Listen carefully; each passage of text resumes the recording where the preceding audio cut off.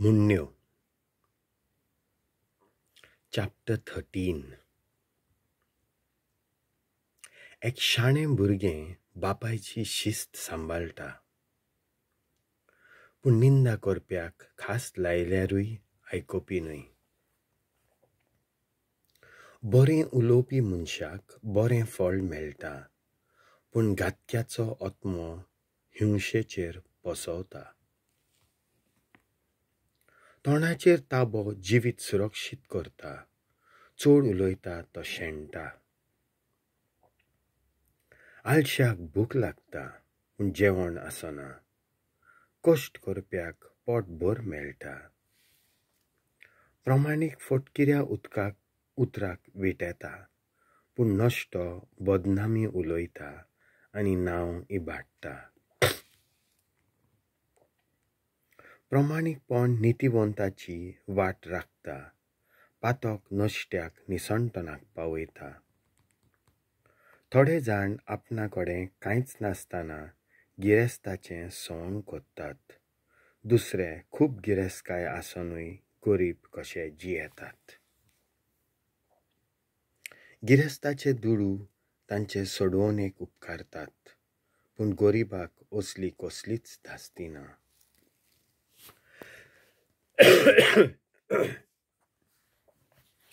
प्रमाणीक मनीस झिकझिकतल्या उजवाडा परी,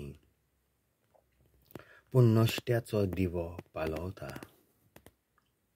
मस्तेपण फकत झगडीं उत्पन्न करता, भूत घेतात तांचे थंय शाणेपण आसता. अकस्मात मेलोली दौलत सवकास कमी जायत वेतोली. थोडें थोडें एकठावप होच गिरेस्तकायेचो रस्तो. अविस्वाशाचें काळीज भलायकेन बुडटा, पूण शाती पावलोलो आवडो खुशालकाय हाडटा. उतराची बेपर्वा कोत्ता तो आपणाचेंच निसणटण कोत्ता. उपदेसांक पाळलो दिवपी सोडवून जोडटा.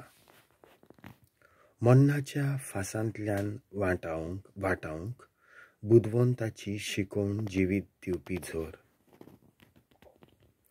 बरी समजिकाय उपकार जिखता, पूण घात मारण्यांचो रस्तो कठीण. घात माऱ्यांचो रस्तो कठीण.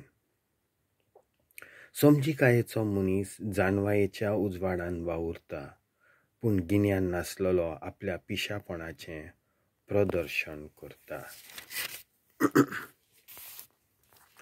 जो कोण शिस्त नाकारता तो गरिबी आनी अपमान जिखता.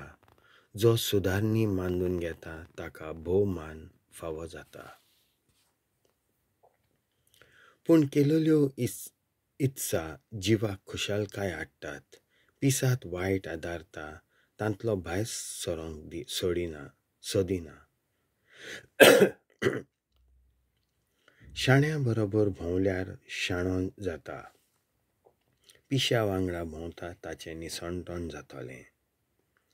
वायट पातक्याचे फाटीक लागतलें, पूण बरें प्रमाणीक मनशाक इनाम दितलें. बरो मनीस आपली आसपोट आपल्या भुरग्यांक दवरता. पातक्यांची गिरेस्काय प्रमाणिकांच्या परस पयस सांठायल्या. जरी गरिबाची शेतां खूब पीक दितात, नीट मेलोना जावन जायत्यांचो बसून जाता.